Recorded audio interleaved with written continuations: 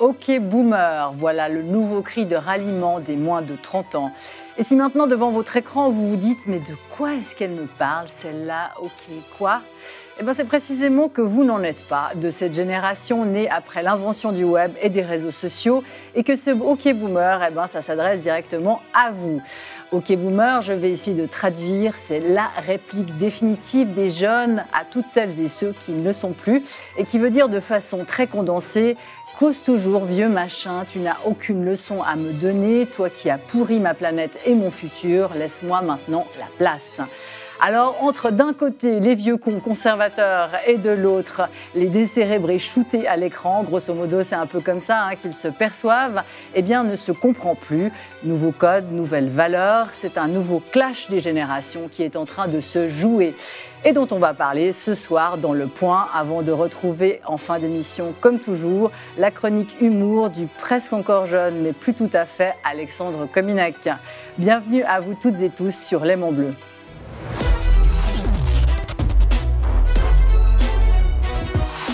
Et bienvenue à nos invités autour de cette table ce soir, beaucoup de jeunes. Je commence par vous, Margot Delévaux, 29 ans, bonsoir. Bonsoir.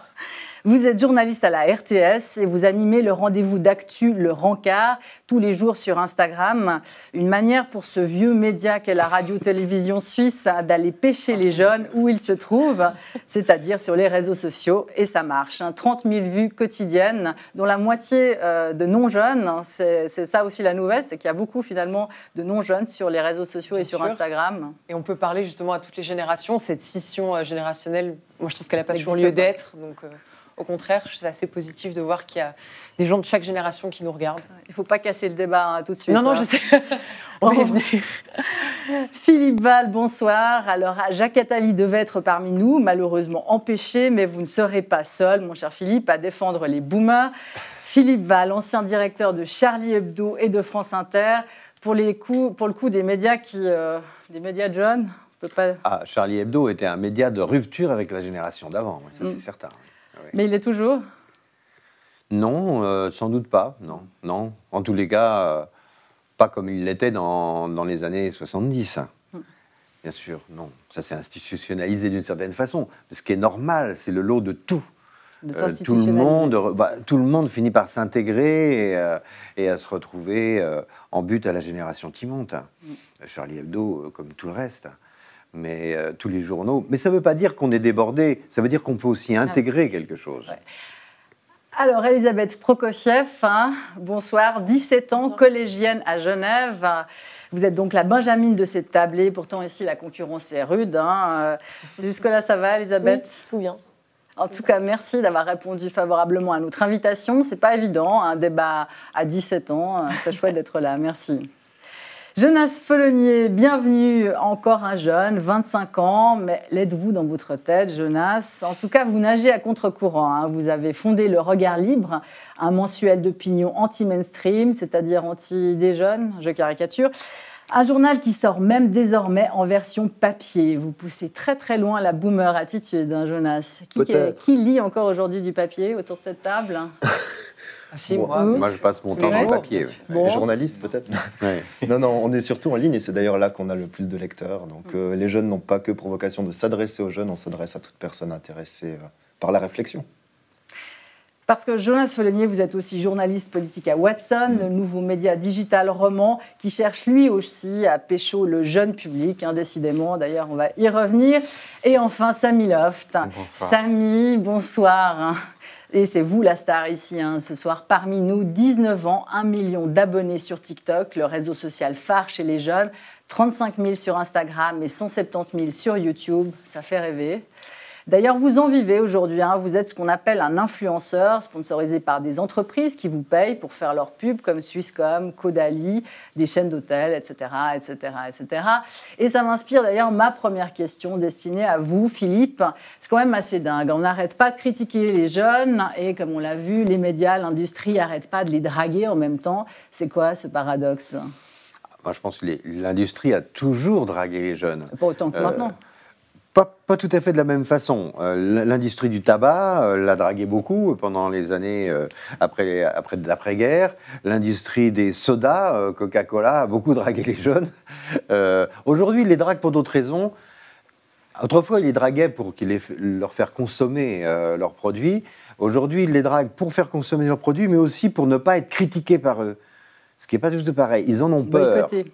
Ils en ont peur, pour ne pas être boycottés, oui. Parce qu'il y a des mots d'ordre qui circulent sur Internet qui peuvent être des boycotts de marques, et ça, ils en ont peur. Donc, ils draguent beaucoup, ça, c'est sûr. Ouais. C'est ça, c'est plutôt nouveau. Draguer par peur, c'est pas pareil que draguer pour séduire. Ouais. Oui, ils les draguent pour le pouvoir de leur expression. Le fait qu'ils peuvent justement s'exprimer sur les réseaux sociaux. Ou alors, ils les draguent générer absolument. Un contenu, en fait. Alors qu'avant, les jeunes, justement, comme vous disiez, dragués par Coca-Cola, c'était seulement pour acheter. Acheter seulement. Et maintenant, on les drague aussi pour le contenu qu'ils peuvent proposer. C'est vrai. Il y a par peur et il y a en plus. Mais justement, vous en avez conscience de ce pouvoir, Elisabeth. Vous avez conscience de tenir le couteau par le manche aujourd'hui ou pas? Ou plutôt, vous avez l'impression d'être pas assez entendu, pas assez compris? C'est vrai que y a énormément de pubs pour tout. Et on essaye beaucoup d'attirer les jeunes pour consommer, etc., pour acheter tout le temps plus, Mais le fait justement qu'on tienne compte de votre avis, qu'on ait peur de votre jugement, ça c'est quelque chose dont les jeunes ont conscience aujourd'hui, Samy Loft? Moi, je pense que plus que ce que vous dites, il y a aussi un aspect marketing, parce que les jeunes d'aujourd'hui, c'est les adultes de demain. Il faut les inclure. Et en plus, de demain. Exactement. Et ils sont tous sur leur smartphone, moi le premier. On voit les enfants aujourd'hui qui sont éduqués à l'iPad. C'est vite vu, c'est eux qui vont générer le plus de vues, le plus de réactions. Donc c'est un public qu'il faut toucher et que les médias de nos jours essayent de plus en plus de toucher, à mon avis. Est-ce que c'est facile de les toucher, Jonas Follonier, qui est justement dans un média qui cherche à draguer les jeunes? C'est facile de les atteindre, de savoir comment on leur parle et comment on les convainc de nous suivre? Alors rien n'est facile, surtout dans le journalisme, je crois qu'on le sait ici. Il faut par contre, je pense, distinguer la forme et le fond. On essaye de les draguer par la forme, c'est-à-dire avec une présentation qui est adaptée aux réseaux sociaux, justement, qu'utilisent notamment les jeunes, mais pas seulement. Vous avez un langage aussi assez léger, et c'est aussi une le forme ton, qui est aussi, avec l'humour, avec la vulgarisation, mais sans simplicité. C'est un défi, une sorte de jeu d'équilibriste. Par contre, les draguer sur le fond, ça, c'est quelque chose que je me refuse à faire. Et je crois qu'à Watson, on représente bien cette volonté d'avoir un esprit quand même pluraliste, de ne pas seulement aller dans leur sens, mais aussi, parce qu'au sein de la jeunesse, il y a aussi du pluralisme, on n'a pas toutes les mêmes idées. Donc, on les attire par la forme, mais on garde un fond qui est le plus divers et le plus nuancé possible. Justement, peut-être commencer par cette question, parce qu'on parle comme ça de clash de génération. Est-ce que votre génération a l'impression d'être unie, d'être face aux vieux ou face entre elles, justement Margot Delévaux? De faire je pense pas, de savoir fédérer autour des nouveaux mouvements sociaux comme l'écologie, le féminisme, ces choses-là, bien sûr, on fait bloc. En tout cas, j'ai cette impression-là. Après, de ne faire qu'un contre l'autre génération, je pense pas. Je pense qu'on a mutuellement à apprendre chacun des autres. Et je pense que là aussi, ma génération, en tout cas, si je peux pas me faire la porte-parole, mais juste au moins donner mon avis, est très curieuse en fait des aînés. Moi, je suis très curieuse de tous ces... Enfin, on le voit, ces mouvements des années 60, 70 qui reviennent. Cet art aussi de la révolte, elle vient de quelque part. Enfin... Pardon, mais le hockey boomer, ça vient de vous. D'ailleurs, on va regarder un petit extrait dans quelques instants, mais ce hockey boomer qui définit une génération pour dire finalement tais-toi à une autre, c'est quand même des jeunes. C'est pas tais-toi. Moi, je le vois plus comme intéresse-toi enfin. Écoute-nous, intéresse-toi. Et surtout, apprends les nouveaux termes. Parce que je pense que c'est aussi une question de ça, c'est d'employer les bons mots. Se rendre compte que les jeunes ont besoin de s'autodéfinir. Et on a créé une pléthore de nouveaux mots. Et en fait, j'entends très rarement les aînés s'emparer de ces nouveaux mots. Alors, on va y venir à ce nouveau langage et à ces nouveaux codes. On regarde tout de suite, justement, ce clip qui a été fait par McFly et Carlito à propos, justement, du hockey boomer, qui était déjà devenu populaire avant. Et c'est deux youtubeurs extrêmement célèbres. On les regarde. Les jeunes d'aujourd'hui, leur musique c'est que du boom boom. Toujours la tête dans leur smartphone, savent même plus que c'est qu'un bouquin. De mon temps, on savait faire la fête. Faut des bonnes notes à l'école pour réussir sa vie. Être allergique au gluten, c'est à la mode. C'est à cause des jeux vidéo que les jeunes d'aujourd'hui sont violents. Un enfant c'est un papa, une maman. Allez, c'est parti mon OK, boomer. Ok boomer, dans tes boomers, t'es plus à l'heure, change ton humeur. Ok boomer, dans tes boomers, viens chercher bonheur. Ok boomer, dans tes boomers, t'es plus à l'heure, change ton humeur, rien que ta peur, change les mœurs, trouve-toi une victime. Franchement, là, le cliché sur les boomers qui sont perçus finalement que comme des vieux cons, pardonnez-moi l'expression, qui ne comprennent pas votre nouveau langage et qui disent qu'il faut bien apprendre à l'école pour réussir dans la vie, ça c'est un ramassis de clichés aussi sur cette génération de boomers. Oui, c'est un ramassis de clichés. Après, je pense qu'on a intégré des combats peut-être, enfin, je vois par exemple pour le mariage gay ou le féminisme, les choses comme ça, le langage épicène récemment. Pour moi, c'est des choses qui n'ont même plus corps à débat, c'est juste l'évolution de la société, en fait. Et je pense que ce OK Boomer, il veut dire ça, il veut dire prends part à cette société avec nous, donne-nous, fais-nous part de ton expérience, enrichis-nous, mais ne nous casse pas dans ce déploiement aussi d'énergie, puisque les jeunes, ils donnent beaucoup d'énergie pour ça, en fait, ils se battent.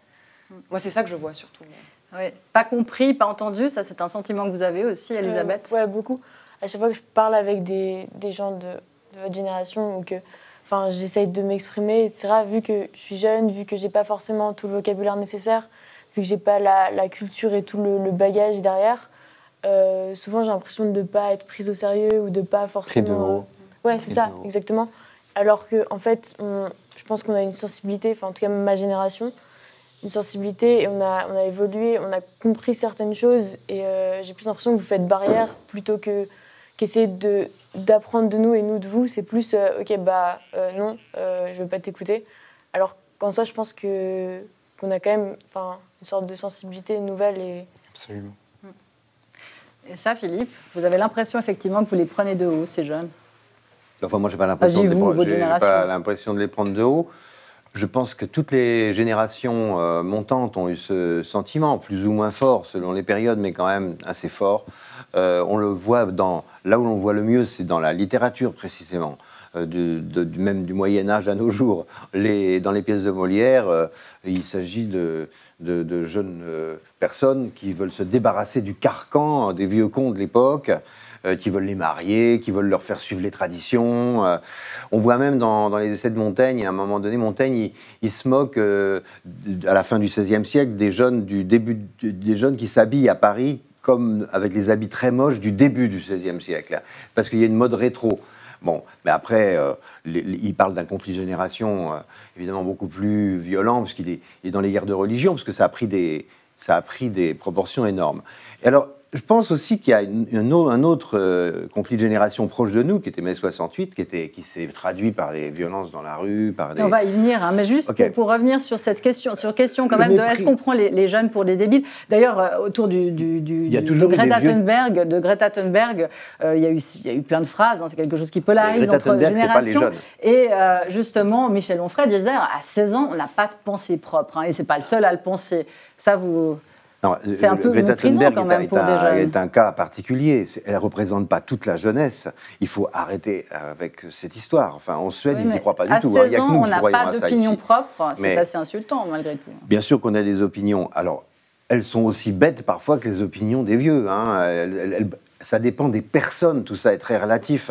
Maintenant, qu'il y ait des gens plus âgés qui méprisent la jeunesse, c'est toujours pareil, ça a toujours existé. Mais il y a toujours eu aussi un mouvement dans la population qui dépasse la barrière des âges, qui entend, qui prend en considération la parole des jeunes, les soucis de la jeunesse.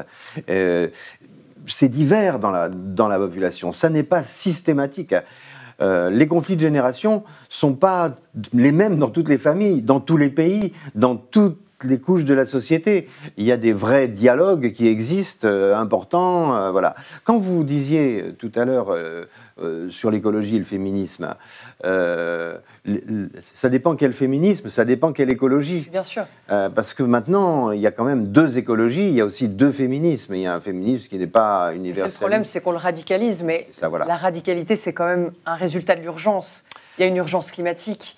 Il y a une urgence à se définir, il y a une urgence dans le harcèlement de rue. Ça ne fait même pas débat, ça. Enfin, ça ne fait pas trop débat, on est bien d'accord. Mais Mais les façons d'y répondre sont différentes. On y répond comment, justement, eh bien, face à cette urgence? Là, par exemple, dans OK Boomers, cette fameuse réplique qu'une députée néo-zélandaise a balancée à un député conservateur, enfin en l'occurrence plutôt Warwick, libéral, ça veut dire maintenant, ça suffit, on ne veut plus t'entendre, tu n'as plus droit à la parole. Le dialogue, oui, c'est ça. Stop, parce qu'on n'est pas d'accord sur un truc massif, fondamental, essentiel, qui ne se négocie pas, c'est la planète. Ah bon, la planète, c'est quoi? Donc, on peut pas répondre comme ça. C'est-à-dire qu'il y a un conflit de génération qui se base là-dessus, c'est plus qu'un conflit de génération. C'est pas un divorce à l'amiable entre deux générations qui va peut-être pouvoir se résoudre quelques années plus tard, parce que ça se résout toujours quelques années plus tard. C'est une condamnation aux dépens. Et la condamnation aux dépens, c'est assez rare dans les conflits de génération. C'est en cela que le OK Boomers est le témoin d'un conflit de génération assez singulier. Justement, il a quoi de singulier, justement? Vous mais parlez tous les de jeunes ne sont pas là-dedans. Qu'est-ce qu'il a de spécial, ce conflit de il y génération avait un conflit aujourd'hui? de génération violent pour des raisons qui contenaient plusieurs choses. Il y avait l'émancipation de l'autorité des parents, sur l'émancipation sexuelle, l'émancipation, le droit des homosexuels, le droit des femmes, enfin des choses importantes. Il y avait des tas de bêtises, mais il y avait aussi ces choses quand même très fortes, très essentielles, qui se discutaient avec plus ou moins de maladresse, plus ou moins d'adresse.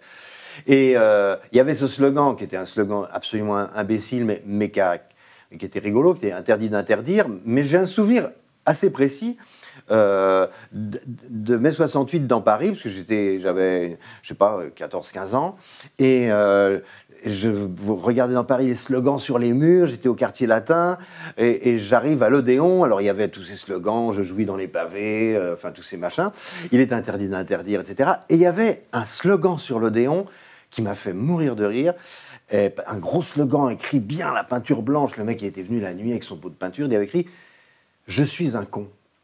C'était formidable, c'était un slogan de mai 68, c'était un truc assez drôle, mélancolique, très drôle, et qui disait au fond, sous son côté brutal et rigolo, une espèce de mélancolie. Ça veut dire qu'on n'a peut-être pas raison sur tout, enfin, il va falloir qu'on discute. On peut faire le tri entre ce qu'on garde et ce qu'on jette de la génération d'avant quand on sait dire aussi ça. Quand on sait dire, j'ai trouvé ça assez marrant dans mai 68, c'était un truc d'ouverture quand même. Vous vantez effectivement les avancées de mai 68, mais bon, la cause des femmes, la cause LGBT, elle était franchement en panne avant que les jeunes s'en ressaisissent. On va juste entendre Samy Loft. Moi, je veux dire, vous l'avez vécu, le conflit de génération, sur une autre génération. Qu'est-ce qui fait que maintenant, vous arrivez moins ou pas des mêmes manières à accepter celui qui est présent maintenant? Non, je l'accepte parfaitement, parce que je trouve qu'il n'y a pas d'espoir dans la vie de vivre des choses intéressantes s'il n'y a pas de conflit de génération. C'est ce qui nous amène l'imprévu. Et l'imprévu de la vie, c'est ce qui ménage évidemment le drame, mais aussi la joie de vivre. Donc sans conflit de génération, ça serait horrible. Il faut des conflits de génération. Et c'est tout à fait nécessaire. Sinon, on serait toujours en train de manger du mammouth grillé à la sortie de la caverne, habillé avec des peaux de bête, s'il n'y a pas de conflit de génération. C'est pour ça qu'on a trouvé... Mais ce que je voudrais dire, c'est que dans le OK Boomers, ce qui n'est pas un slogan que vous revendiquez particulièrement autour de cette table, vous n'êtes pas précisément radicaux, comme cette députée néo-zélandaise, mais elle oublie juste... on ne sait pas encore. Hein. Elle oublie juste... Fini le débat. Oui, mais enfin, elle oublie juste une chose, c'est que les boomers, ils ont un bilan. Les boomers sont ceux qui sont nés après la guerre, ils ont un bilan. Quand on regarde l'histoire des libertés et l'histoire des sciences, ils ont un bilan. C'est-à-dire les droits des femmes, les droits des homosexuels, la médecine qui a fait des pas de géants, la moyenne d'âge qui a augmenté de 20 ans pratiquement, donc ils ont bossé les boomers. La libération, enfin, toutes les lois qui pénalisent le racisme, les lois qui pénalisent l'homophobie, tout ça c'est les boomers. Les vaccins, vous voyez, il s'est passé quelque chose d'énorme. Il s'est passé 2 siècles de progrès dans les 50 ans des boomers. Ces résultats. Est-ce que vous sentez, vous, cette émulation, justement, que les jeunes créent? Les gens vont dans la rue. Quand il y a eu la grève du climat, moi, j'ai été très choquée, justement, que les OK boomers, comme on dit, en tout cas les plus aînés, disent « mais arrêtez d'aller dans la rue et de faire la grève en journée, enfin, pendant la semaine, allez le samedi, on vous prendra au sérieux ». Parce qu'ils pensaient que c'était pour sécher les cours. Donc, en fait, les jeunes doivent vraiment prouver... Non, mais doivent prouver justement qu'ils sont combatifs et qu'ils veulent aller jusqu'au bout de leur combat. Chose qui était peut-être un petit peu différente à l'époque. Non, mais... On est beaucoup infantilisé. Mais c'est vrai, c'est vrai que c'est les mêmes qui ont fait mai 68 qui ont commencé à dire justement maintenant il faut aller à l'école. Mais les vieux deviennent réac, c'est là presque normal. Enfin, vous voyez, ils ont envie que le monde qu'ils aiment continue et les jeunes gens ont envie que le monde dans lequel ils sont change. Mais ça, c'est le mouvement des choses. On ne peut pas l'empêcher. Mais n'oubliez pas, enfin, je pense que vous en êtes convaincus, mais les boomers ont un bilan hallucinant. Ils ont établi des démocraties pluralistes constitutionnelles dans toute l'Europe qui ont garanti une paix de 3 générations, ce qui est une première en Europe depuis des millénaires. J'aimerais juste entendre Samilov, justement sur cette avancée. Vous avez envie de dire merci, vous avez envie de dire merci justement à la génération des boomers pour l'avancée du combat LGBT, par exemple, gay ou... Alors, bien sûr que j'ai envie de dire merci à tout ce qui s'est passé. Maintenant, il y a encore énormément de choses à défendre et qu'on essaie de défendre. Et avec les réseaux sociaux, avec Internet, avec notre monde, peut-être que ça va de plus en plus vite et que c'est peut-être ça qui effraie les générations au-dessus. Vous me corrigez si je me trompe. Moi, je pense que c'est l'inverse, mais bon. Vous pensez que c'est l'inverse? Pour ça va trop personnes. lentement? Dans quel sens? Je pense que, par exemple, mais c'est tellement compliqué, il y a tellement de données. Par exemple, l'écologie, on peut dire qu'il y a une écologie scientifique et une écologie naturaliste. C'est 2 écologies qui ne s'entendent pas très bien. Elles se contrarient même. Et dans l'écologie naturaliste, il y a un retour aux lois naturelles qui n'est pas du tout à terme favorable aux LGBT, pas du tout à terme favorable peut-être quelques exemples, à la Philippe, parce contraception. qu'il faut qu'on comprenne bien ce que c'est que l'écologie naturaliste. Parce que depuis toujours, si vous voulez, il y a des conflits de génération dès l'Antiquité, par exemple. Je ne sais pas si vous faites de la philo, vous étudiez Platon, vous verrez bien en terminale, vous verrez bien que Platon, il est naturaliste, il pense que le monde avant était mieux et que l'être humain et la jeunesse dégradent la nature. Déjà 5 siècles avant Jésus-Christ. Mais ce retour aux lois naturelles, ça a toujours été le discours des personnes âgées qui s'appuient sur le paradigme, sur l'exemple, les lois de la nature, pour dire il faut faire ceci, il faut faire cela. Et c'est toujours la jeunesse qui conteste et qui dit merde, on veut plus de ces traditions, ça rime à rien, etc. C'est toujours comme ça le mouvement. Dans OK Boomers, dans la bouche de cette députée néo-zélandaise, c'est le contraire. Elle dit elle parle pour la jeunesse, mais au nom de la nature, c'est-à-dire au nom de tradition. Ça veut dire qu'à terme, cette écologie-là, elle est très réactionnaire. Elle veut que les femmes lavent des couches, qu'elles allaitent leurs enfants. Elle veut des trucs naturels. Naturels, c'est-à-dire réactionnaires. Ils aiment pas, au fond, ils n'aiment pas la sexualité non reproductrice. Donc, à terme, ça sera dangereux pour les homosexuels. Il y a quelque chose de très réac. On va faire réagir là-dessus, justement. Il y a quelque chose une de génération très réac qui veut tuer des libertés. Ça vous parle, Elisabeth? Je ne comprends pas tout ce que vous dites. Moi, ce que je comprends, c'est juste que vous critiquez qu'il y a certaines 2 écologies, etc. Il y a 2 écologies. Oui, mais enfin, peut-être. En tout cas, moi, j'en connais une. C'est un peu professoral, Philippe, je crois. Moi, j'en connais une, c'est celle qui se passe maintenant. C'est celle qui me fait peur et qui fait peur à ma génération. C'est celle qui est notre futur. C'est celle peut-être qui pas le vôtre. Voilà, peut-être. Et les actions qui vont avec. Et en fait, cette écologie, c'est celle qui se passe en ce moment même. C'est l'urgence climatique qu'il y a. C'est celle qui va nous toucher, sûrement pas vous, parce que, non, mais c'est un fait. Effectivement, cette génération, c'est la génération du futur. On ne sera plus là quand elle sera encore là. Et celle-là, elle est angoissante et elle est vraiment flippante. Et j'ai l'impression que vous comprenez pas que... Non, je m'excuse. L'illustration du clash OK Boomer. Non, on est d'accord sur le constat. J'ai un fils de 7 ans, j'ai envie qu'il vive dans une planète où on peut respirer, où on puisse être heureux et on puisse être libre. Mais j'y tiens autant qu'à ma propre vie, sinon plus encore. Ma vie est plus courte que la sienne, donc je tiens encore plus à la sienne.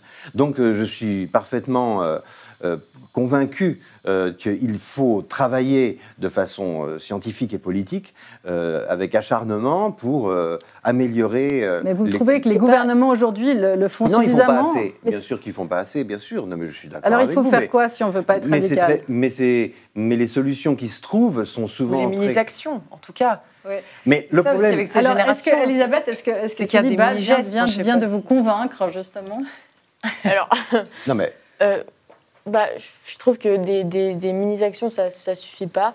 Et je comprends que votre fils de 7 ans, vous ayez envie qu'il vive, mais du coup, il faut un changement assez drastique et je pense qu'il faudrait mettre des mesures assez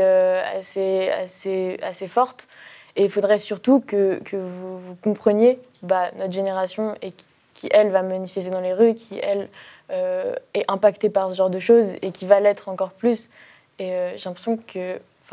Vous vous trompez. Vous êtes dans votre bulle. Vous trompez. J'ai l'impression que vous êtes vachement dans votre bulle et que votre bulle, elle est avec vos petits repères et que, en fait, au-delà de cette bulle, il y a... Voilà. C'est ça. Non, mais je comprends. C'est comme si nous, on essaie d'avancer pour un but, et derrière, il y a les générations au-dessus qui sont là en qui mode... nous tiennent et qui nous tirent. Il y a ce problème, essayer de trop complexifier la chose comme vous venez de le faire finalement, alors que nous, on n'a qu'un seul but, c'est juste de vivre, en fait. Et on ne cherche pas qu'est-ce qui ensuite vient interférer, on veut juste un avenir. Mais la politique, c'est complexe. Et par exemple, si on parle des libertés, il faut aussi les peser dans un débat politique. C'est aussi un acquis assez fascinant. Il y a un autre exemple que l'écologie qui montre que, comment dire, moi j'ai l'impression que les tenants du hockey boomer, qui sont de loin pas tous les jeunes d'ailleurs, pensent c'est juste une différence de degré. Ils sont plus radicaux que les militants d'il y a 50 ans. Mais je pense que c'est vraiment une différence de nature aussi. Parce que, alors moi, je n'ai pas vécu mes 68, bien sûr, mais j'ai l'impression qu'on militait pour la liberté quand même. Actuellement, ce n'est pas si sûr. Quand vous dites radicaux, dans les années 70-80, il y avait quand même les brigades rouges. C'était pas des gens extrêmement pacifistes. Exactement. Donc, pourquoi on ne milite pas pour la liberté? Des toutes petites minorités. Par exemple, si on prend les deux formes de féminisme, un féminisme qui est pas universaliste, qui est communautariste. Il y a des féminismes de toute façon. Voilà, mais c'est quand même la tendance qu'on voit chez certains et qui fait défendre le port de la burqa, qui fait défendre le fait de faire des réunions qu'entre femmes, ce genre de choses. On n'est plus du tout dans une vision de l'être humain, humaniste, universel. Et je pense que ça, c'est des débats d'idées. Et tant mieux s'il y a dans ces débats. l'inclusion, je m'excuse. Mais c'est pas... Non, vous admettrez qu'il y a beaucoup de divisions au sein des féministes. On l'a vu, par exemple... Parce qu'il y a des féministes, bien sûr. Oui, mais ça... Comme dans l'écologie, c'est deux visions pratiquement du débat de la femme. Par exemple, la burqa, c'est typiquement quelque chose qui a clivé. Est-ce que le droit d'une femme, c'est de porter le voile ou pas? Au contraire, parce que c'est le symbole du patriarcat. Donc, cette division-là, elle est aussi générationnelle, vous êtes d'accord? Non, pas que. Même au sein d'une génération, il y a plein d'avis différents, plein d'éducations différentes. Oui, mais on ne fait pas, on n'est pas une masse. Les études d'opinion récentes montrent que chez les lycéens, il y a le rejet de certains principes. Par exemple, en France, la question de la laïcité, parce que ça porte un nom très précis. En France, la laïcité. Bon. Oui, c'est un des piliers. Et voilà. Et c'est fondateur de la République. Il y a un rejet, une volonté de limiter la laïcité si elle sert à choquer des croyances. C'est hallucinant, parce que on n'a pas le droit de maltraiter les croyants, mais les croyances, on a le droit de faire ce qu'on veut avec. Les idées, on peut vraiment les piétiner, les idées. On n'a pas le droit de piétiner quelqu'un, mais les idées, s'il n'y a plus le débat démocratique, c'est foutu. Donc, le débat démocratique... Bon, c'est très intéressant, ce débat des valeurs. On va le poursuivre juste après la publicité, parce que c'est le moment de faire une courte pause. Et donc, OK Boomer, sur le nouveau clash des générations, le match continue dans quelques instants.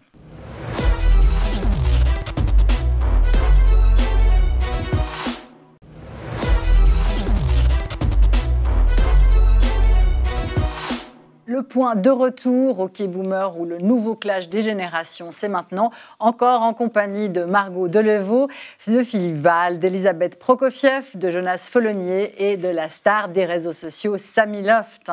Le match continue avant de retrouver, bien sûr, en fin d'émission, la Minute Jeune, encore que d'Alexandre Kominek. Et donc, on était en train de parler justement des valeurs qui distinguent peut-être les combats des deux générations. Il y a un sondage qui a été très très frappant après l'assassinat de Samuel Paty. C'est valable pour la France, mais après l'assassinat de Samuel Paty décapité, dont on se souvient effectivement l'atroce histoire, il y a eu un sondage qui disait que 64% des jeunes disaient justement qu'il n'aurait pas dû précisément montrer ces caricatures. Est-ce que ça, c'est pas un pas en arrière, Jonas Follonier? C'est pour moi un grand pas en arrière, c'est préoccupant. Ce qui est encore plus préoccupant, donc, c'est non seulement qu'on n'est plus attaché, certains sont plus attachés à ces principes qui font la démocratie libérale. Je pense que c'est tous les principes de la démocratie libérale qui sont en péril. mais c'est aussi la façon dont on l'exprime. C'est-à-dire que dire « ok boomer », par exemple, c'est dénigrer la personne, c'est pas critiquer ses idées, c'est pas critiquer, c'est pas du débat d'idées. Et dénigrer une personne, c'est contraire à l'esprit des Lumières qui veut qu'on respecte toujours la personne, mais on est en droit de critiquer à tire-larigot ses idées, ses croyances, etc. Donc il y a aussi un souci peut-être de forme qui me fait peur, parce que j'aime le débat, et donc c'est bien qu'il y ait ces conflits qu'on a appelés générationnels, mais qui sont des conflits, je pense, d'idées. C'est vraiment mon opinion que j'aimerais défendre ici. Et donc, rappelons-nous quand même de ces principes qui font qu'on puisse vivre en paix, c'est-à-dire qu'on puisse discuter sereinement comme on le fait aujourd'hui. C'est pas toujours le cas. C'est la cancel culture. J'aimerais faire réagir à cela justement, Elisabeth. Vous avez l'impression justement d'être moins tolérant, de faire des attaques à la personne. Il y a eu effectivement toutes sortes de débats autour de cette fameuse cancel culture aujourd'hui. Je n'ai pas l'impression d'être moins tolérante, j'ai l'impression d'être plus ouverte, que notre génération est plus ouverte, qu'elle accepte beaucoup plus de choses et d'idées. Et du coup, je pense que la tolérance, c'est quelque chose qui est hyper important. Et je pense qu'on est vachement là-dedans. Et vous disiez avant qu'il ne fallait pas dire « ok boomer » parce que ça visait une personne. Mais quand vous parliez avant de Greta Thunberg, vous visez la personne parce qu'elle a 16 ans. Voilà, je sais pas quoi, ses parents ils lui ont insufflé ses idées. Vous faites la même chose, sauf que c'est pas dit de la même manière. Je parle des idées de Greta Thunberg. Elle-même, je la connais pas du tout. Il y a eu vraiment. beaucoup d'attaques sur Greta Thunberg. Oui, il y a une remise en question du fait qu'elle soit... J'ai rien à dire sur Greta qu'elle soit Thunberg. autonome intellectuellement. Et moi, parce que j'ai 16 ans ou parce qu'on est jeune, parce que... vous prenez peut-être pas les réseaux sociaux comme quelque chose de sérieux. Je sais pas, mais il y a quelque chose qui vise quand même notre génération en tant que... Même pas idée. Vous regardez même pas forcément les idées. Plutôt, ils sont jeunes, ils sont révoltés, ils ont que ça dans la tête. Quand on dit « ok boomer », je pense que c'est une réponse qu'on donne parce qu'on nous manque déjà de respect, pas parce que nous, on a envie de manquer de respect aux autres. C'est une députée qui a inventé le terme. C'est pas quelqu'un à qui on manque de respect. Mais maintenant, on l'utilise quand on nous manque de respect. Oui, non, c'est une façon moi, de c'est dire... quelqu'un que je regrette. Qui mon travail et me dit « ce que tu fais, ça ne vaut rien », je vais lui répondre « ok boomer ». Je voudrais juste dire une chose, c'est que quand on voit... Revenons, parce qu'on ne peut pas passer en 30 secondes sur, on va enchaîner sur les réseaux la sociaux, décapitation d'un professeur justement. et de la réaction des élèves à la décapitation d'un professeur. Je suis désolé, mais on ne peut pas rester 15 secondes dessus, on est obligé de préciser. Quand, après que ce professeur... Parce que ce professeur a fait son travail, ces caricatures sont de notoriété publique. En plus, c'est des faux qui ont provoqué les scandales. Ce ne sont pas ces caricatures qui ont provoqué les scandales dans les pays arabes. Toute l'histoire est complexe. Ces caricatures sont anodines. Il a montré des caricatures qui sont anodines. Il a été égorgé pour avoir montré des caricatures anodines. Vous voyez. Après, il y a eu ce sondage qui dit qu'il a eu tort. Donc, ça veut dire que c'est un abandon de liberté de la part de ces jeunes gens. Alors pourquoi ? Sans doute parce qu'ils ont peur eux-mêmes des réactions, ils veulent pas être les ennemis d'une partie de la classe, parce qu'ils en ont peur. Donc ils ont cette réaction. Mais c'est une réaction de peur qui est un abandon de liberté, parce que le professeur doit pouvoir enseigner librement. Il doit pouvoir enseigner librement des choses qu'ils ont du mal à enseigner librement aujourd'hui dans certains lycées, comme par exemple la théorie de l'évolution, Darwin, la Shoah. Alors on va faire réagir Margot justement à cette intolérance, ou bien cette ultra-tolérance plutôt des jeunes face à justement à la religion, en l'occurrence. Je suis navrée, mais moi je partage pas tout ça. Pour moi, on est extrêmement tolérant, on est extrêmement inclusif. Je parle du mouvement, par exemple, LGBTQIA+. C'est de l'inclusion. Mais c'est pas une forme d'inclusion, c'est dépasser les bornes, en fait. Mais les bornes, on les fixe comment ? C'est de se remettre en question aussi sur le passé. Quand il y a eu le déboulonnage des statuts, ça a du sens. En fait, je pense que cette génération, elle est en quête de sens, en quête de cohérence. On est en train de construire tout ça. Et ce qui est vraiment perturbant, c'est que dès qu'on construit, on se fait rabâcher des leçons qui, en fait, sont liées au passé. Et c'est ça qui est, comme vous disiez les deux tout à l'heure, on est dans l'avancement et, en fait, on essaie de nous bloquer. Et ça, c'est très perturbant. Au lieu de nous bloquer, donnez-nous des clés. Faites-nous part de votre expérience. Non, mais ouvrons un débat. On ne cherche pas à bloquer. Enfin, pour moi, en tout cas. Non, c'est très dur. Je ne cherche pas à bloquer. C'est la tolérance. Non, mais sur la tolérance, le débat, il est ouvert depuis un moment, quand même. Il y a eu des procès, il y a eu énormément de débats publics. On peut ouvrir un débat. Mais quand je vois que les principes de laïcité qui garantissent la liberté aux gens, pour lesquels la jeunesse s'est battue, pour lesquels la jeunesse s'est battue. Liberté d'expression, laïcité, liberté d'expression, liberté de la connaissance. liberté Évidemment. d'apprendre. Mais ça a été des combats terribles, Évidemment. notamment pour les femmes. Et qui ne sont pas finis. Ça a été, en 1900, c'était révolutionnaire quand une femme faisait une licence de maths. Donc, ça a été des bagarres énormes. Et il faut continuer. Il faut continuer. Et là, c'est régressif. Je suis désolé, mais après l'assassinat de Samuel Paty, les études d'opinion qui ont été publiées montrent une régression dans une partie de la jeunesse. Je ne dis pas dans toute la jeunesse, dans une partie significative de la jeunesse. Ouais, Une régression. Bah oui, non, mais les enquêtes d'opinion, ça existe. Ou alors, Mais de qui, la quoi, réalité. comment, enfin, vous voyez, Non. Oui, enfin, c'est des instituts plutôt sérieux. C'est pas des machines de propagande. C'est des instituts qui font des enquêtes sur des milliers de personnes. Mais juste, si alors vous voulez, peut-être pour les moyens, justement, parce vous que là, pouvez on a, pas nier qu'il y a un problème parlé comme de ça. l'action. Ça se témoigne. Enfin, il y a le témoignage de ça dans On a énormément de parlé faits divers. Oui, on a parlé de l'action, justement, on a évoqué la cancel culture, on a évoqué les manifestations. Vous êtes d'une des générations les moins politisées, qui votaient le moins. Il y a à peu près 30% de votants sur cette tranche d'âge entre 18 et 24 ans. Et justement, la question se pose, c'est quoi vos moyens réels d'agir et de changer la société, de mettre justement sur la place les valeurs que vous défendez aujourd'hui? Samy Loft. Je pense que c'est les réseaux sociaux. Comment sensibiliser? C'est ça, c'est là où on navigue le plus nos pensées. En fait, on est presque une sorte de groupe sur les réseaux sociaux. On sait déjà quelles valeurs on a entre nous, qui sont souvent celles du respect, même si on peut percevoir d'un autre point de vue que la cancel culture, c'est peut-être pas du respect. Mais moi, je pense, et vous m'aviez demandé avant, que la cancel culture, justement, c'est boycotter quelqu'un quand il dépasse les normes du respect et décider d'arrêter de... Mais ça, c'est vous qui les fixez, ces normes. Enfin, il y a des critères qui sont plus clairs. Est-ce que je peux répondre sur la cancel culture? Oui, alors juste, et puis après, effectivement, Parce on que revient quand sur même, les moyens de fait changer. divers récent, qui La est cette société. autodafé de BD au Canada, pour des motifs dont je pense qu'on est tous d'accord pour dire que le passé qui était en question était terrible. Quand on brûle quelque chose, on peut même plus s'en souvenir, on peut même plus rappeler pourquoi quelque chose pourrait être problématique. En l'occurrence, je ne crois pas qu'Astérix et Tintin soient racistes, mais même s'ils l'étaient, je vois pas en quoi la cancel culture aiderait à avancer, aiderait à progresser. Moi, je suis moi-même progressiste, je pense qu'on est tous progressistes, c'est-à-dire qu'on veut tous que demain soit meilleur qu'aujourd'hui. La façon, c'est comment on y arrive. Et là, je pense qu'il y a des moyens qui sont questionnables. Typiquement, quand je vois tout le passé colonial qu'a l'Europe et ce qu'il a... Déjà, vous dites une excuse. Mais il y a des pays d'Europe qui n'ont aucun passé colonial. Non, mais en général, l'Europe, c'est celle qui a le plus colonisé. Enfin, Mais justement pas. Mais laissez finir, Vous voyez que Elisabeth. vous êtes tellement infantilisant, je suis navrée, mais non, elle a non, même mais pas... Non, Mais on peut pas laisser dire des choses fausses dans un débat public, enfin. Mais l'Europe a un passé colonial. L'Europe a un passé colonial, bien sûr, mais Mais c'est qui est pas, énorme. elle n'a pas inventé la colonisation. Mais Vous plaisantez. j'ai pas dit elle a Elisabeth. inventé, j'ai dit qu'elle a un passé colonial qui Et est c'est très pas lourd toute l'Europe. et qui est toujours présent. Et qui est Elisabeth toujours Prokofiev, présent. laissez-la terminer. Qui est toujours présent. Et quand on voit en Amérique du Sud, quand ils ont enlevé les statuts des colonisateurs, je trouve, pour les remplacer par d'autres statuts, par des gens qui n'ont jamais été mis en lumière parce que c'était des femmes ou parce que c'était des gens qui avaient d'autres origines, etc. Je trouve ça super important de parler d'autres gens plutôt que de tout le temps nous rabâcher sur Christophe Colomb. Enfin, moi, à l'école, en histoire, j'entends que ça.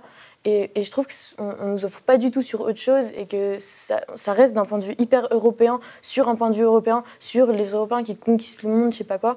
Et enfin, voilà, je sais pas. C'est le vieux mâle blanc qui est à abattre aujourd'hui, pour vous? Oui. Qui symbolise, je veux dire. Oui, c'est symbolique, mais après, on peut en parler, mais je sais pas, je trouve qu'il y a tellement de choses à mettre en lumière. Et il y a, par exemple, Picasso, j'avais écouté un podcast sur lui, il est horrible, il a fait des choses horribles, et juste parce que c'est un artiste qui a du génie, parce qu'il a inventé le cubisme, je sais pas quoi, il est extrêmement mis en lumière, alors qu'il a pris ses inspirations sur plein de femmes, typiquement en Algérie, qui avaient genre 16 ans, Baya, typiquement, qui n'ont jamais été mis en lumière, et Picasso, il a tout le mérite parce que c'est un homme, il y a plein de choses comme ça, et on n'en parle pas, il a été pédophile, il a commis des agressions sexuelles, il y a beaucoup de choses auxquelles... Et donc, à ce moment-là, il faudrait tuer son œuvre. Il ne faudrait pas tuer son œuvre, il faudrait déjà énormément sensibiliser, il faudrait l'accepter, parce qu'il y a beaucoup de gens qui n'acceptent pas. Il y a un problème. Juste Philippe, est-ce que vous n'acceptez pas bien de vous remettre en question, de penser contre vous, comme disait Régis Debray? Contre moi, vous et votre génération. Là, il ne s'agit pas de penser contre moi. Picasso, en admettant qu'il y a des nuances vous avez peut-être des détails apportées à biographiques certains sur discours. Picasso. Que je ne connais pas tout, je connais pas tout de Picasso, vous allez en connaître plus que moi, mais par exemple, Homère, l'Iliade et l'Odyssée, c'est un récit dont on a besoin, qui est génial, qui a parcouru, qui a traversé les siècles. On ne sait pas qui était Homère. On sait peut-être qu'il était aveugle, mais on ne sait pas peut-être qu'il était méchant, gentil, machiste, homophobe ou au contraire homosexuel. On n'en sait rien, on ne sait rien. Tout ce qu'on sait, c'est que l'œuvre est géniale. Vous voyez ? Donc, il y a un vrai sujet, c'est un autre débat. Est-ce que l'homme et l'artiste doivent être séparés, etc. On ne va pas effacer les toiles de Picasso. On va pas. Bon, d'accord. Et quant à Christophe Colomb, est-ce qu'il savait qu'il colonisait ? Il allait découvrir. C'était pas un colonisateur, c'était un découvreur de terres inconnues. Donc, déboulonner sa statue n'a pas de sens. Et quand bien même il aurait été un colonisateur, qu'on mette aujourd'hui des statues. Et là, je suis profondément d'accord avec vous, de gens qui ont fait des bonnes choses, qui ont apporté des libertés, qui ont aboli l'esclavage, qui ont libéré des peuples, des hommes, des femmes, qu'on mette leurs statues dans les rues, je suis évidemment pour. Mais des gens, vous verrez que personne n'est un saint, personne n'est bon et entièrement méchant. Donc, il va falloir faire le tri, et les gens qui ne sont pas entièrement bons, les artistes, c'est jamais entièrement bon un artiste. Ce qu'il peut faire est génial, mais eux, on n'en sait rien. Eh bien, il faut faire avec ça. Philippe, il faut faire avec ça parce que, non mais c'est très important, parce que sinon on ne fera jamais le tri. Enfin, vous voyez, il faut faire cohabiter le bien et le mal, sinon on ne s'en sortira jamais. On ne peut pas condamner toujours les œuvres humaines en fonction du caractère des gens qui les accompagnent. On sensibilise, c'est justement ce qu'elle essaie de dire. À propos d'artistes, justement, parce qu'il y a aussi un problème de langage. On a cité les réseaux sociaux. Philippe, je ne sais pas si vous êtes sur les réseaux sociaux, mais je pense que vous ne les connaissez pas en tout cas aussi bien. Et du coup, j'aimerais faire un petit test code, justement, en diffusant une vidéo que Samy Loft a postée et qui a fait 2 millions de vues. Et j'aimerais connaître votre avis autour de la table pour savoir justement si on est capable de percevoir les mêmes choses encore aujourd'hui, que ce soit au niveau du langage ou des codes. On regarde Samy Loft. Aujourd'hui, j'ai réalisé un truc. D'ailleurs, dites-moi si vous y avez déjà pensé. Parfois, je m'empêche de faire certaines choses parce que j'ai l'impression d'être obligé d'être accompagné pour les faire.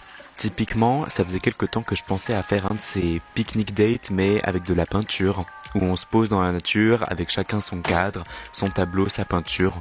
Mais j'ai réalisé que je le faisais pas parce que j'attendais sur quelqu'un, ou alors j'attendais moi de trouver quelqu'un avec qui le faire.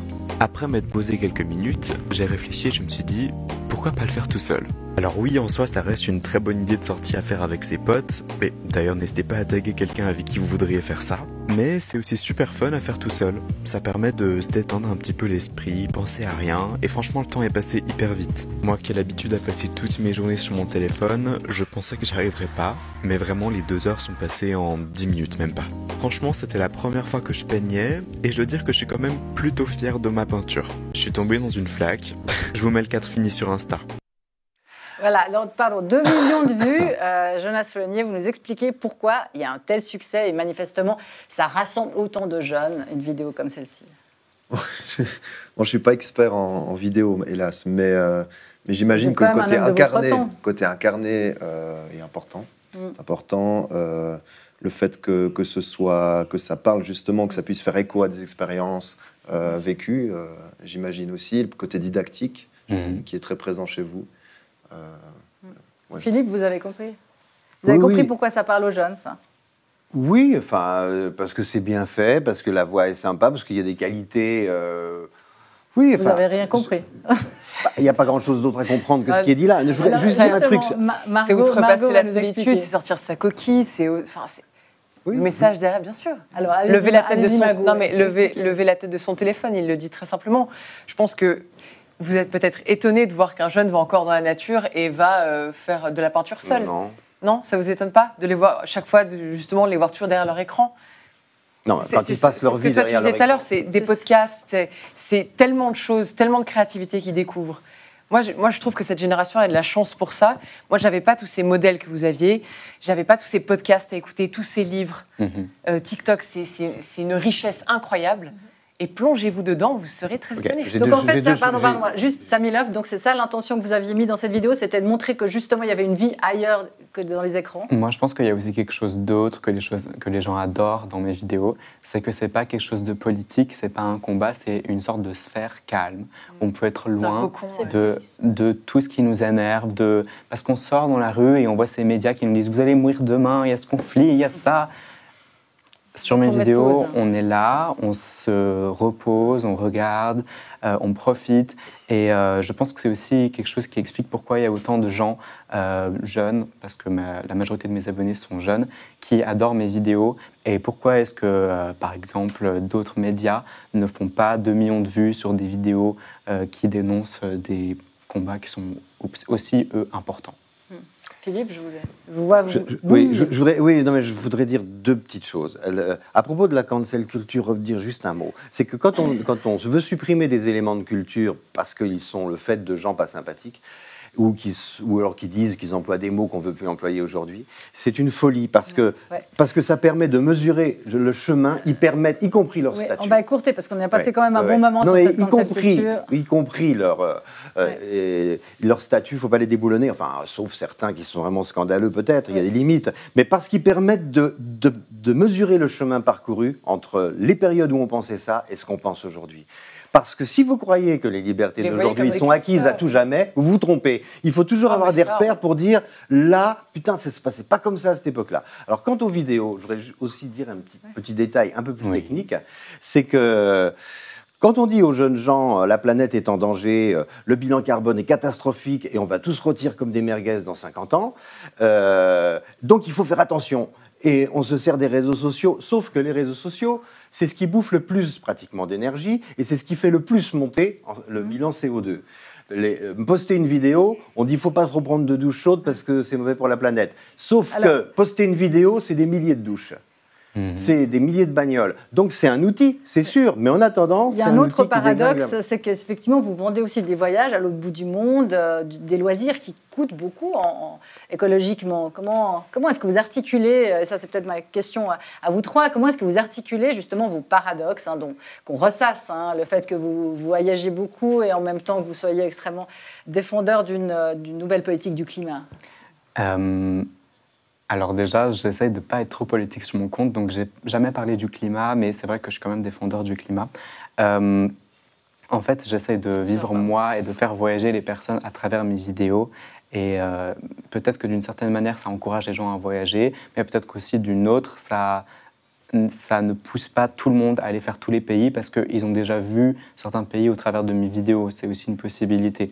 Maintenant, moi, je vous avoue que je ne réfléchis pas à cette question aussi loin. Moi, je pars en voyage, je filme du contenu parce que je sais que ça va plaire aux gens, c'est tout. Elisabeth, gestion des paradoxes. Je vous avoue que ça fait 10 ans que j'ai pas pris l'avion. La dernière fois, c'était avec mes parents pour un voyage, etc. J'avoue que du côté individuel... Vous mettez en application tous les jours dans votre vie quotidienne. Je pense que mon empreinte carbone en ce moment, elle est assez faible. Je la calcule pas, mais je prends le train tout le temps. Ça fait 5 ans que j'ai pas acheté de première main. Je mange plus de viande. J'essaie de réduire le plastique.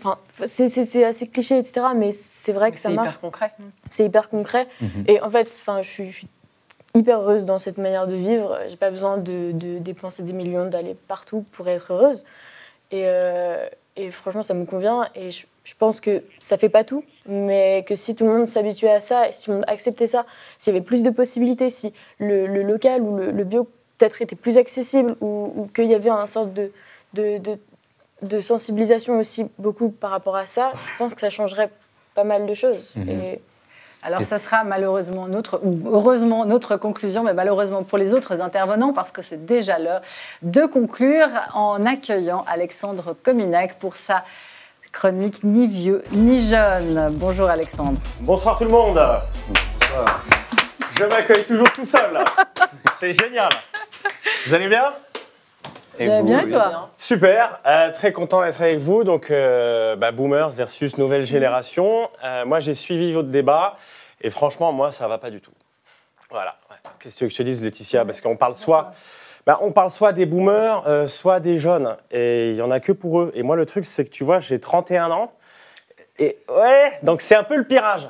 Tu vois, je suis ni l'un ni l'autre. Je suis partagé entre les deux. Tu vois, moi, il y a clairement des anciens que j'ai envie d'enterrer. Et quand je vois certains jeunes faire des chorégraphies TikTok dans la rue, je me dis merde, j'ai oublié de commander un taser. Tu vois, je suis vraiment partagé entre les deux mondes. J'ai 31 ans. Et donc déjà, je suis ni l'un ni l'autre et je suis perdu et j'ai la rage. J'ai la rage, Laetitia, parce que les jeunes, ils ont des cartes de réduction. Jeunesse. 31 ans, c'est fini. Bah oui, Les vieux, ils ont la VS. Ah oui, non, mais c'est entre deux âges, c'est horrible. C'est fini. Moi, mon seul plan maintenant, si je veux profiter de réduction, c'est d'avoir une carte chômeur. Donc c'est super comme truc, tu vois. Je suis entre les deux. Je suis mi-vieux, mi-jeune. Une carte intermittent du spectacle. Même pas. Même pas. Je suis mi-vieux, mi-jeune. J'ai 31 ans. Quand je vais à la Migros, par exemple, tu vois, je suis hyper content de m'acheter un iced tea, un pain au lait, une branche caillée, comme quand j'avais 15 ans. Mais à 31 ans, je suis hyper fier de présenter ma carte Cumulus. Je me dégoûte. J'ai eu la preuve formelle que je suis perdu entre vieux et jeunes. Là. J'ai croisé un mec de mon immeuble, 21 ans. Je lui ai dit « Salut, ça va ?» Il me dit « Bonsoir, monsieur. » Bonsoir, monsieur. Dans le tram, il y a une ado, elle m'a vouvoyé. Une ado, elle m'a vouvoyé. Elle m'a dit « S'il vous plaît, monsieur, enlevez votre main de ma cuisse, je vous connais pas. » Là, je suis perdu. Quand ça l'est. Je suis perdu. Je fais des dîners entre amis, ils me parlent de poussettes, de est-ce que le petit fait ses nuits, mais moi, je fais pas mes nuits, Laetitia.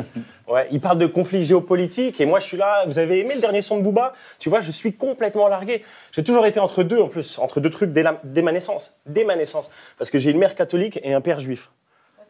Tu vois, donc je suis juif pour les goy pour les juifs.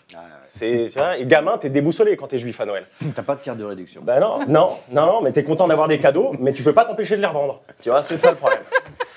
Tout ça pour dire que vous faites votre débat là, mais nous, les gens perdus comme moi, personne pense à nous. Aujourd'hui, c'est le FC Boomer contre le Real de Woke. Et nous, on est au milieu, on sert à rien. Genre, moi je trouve ça génial que d'un côté, il faut sauver la planète, mais de l'autre, j'ai tellement envie de rouler en Porsche.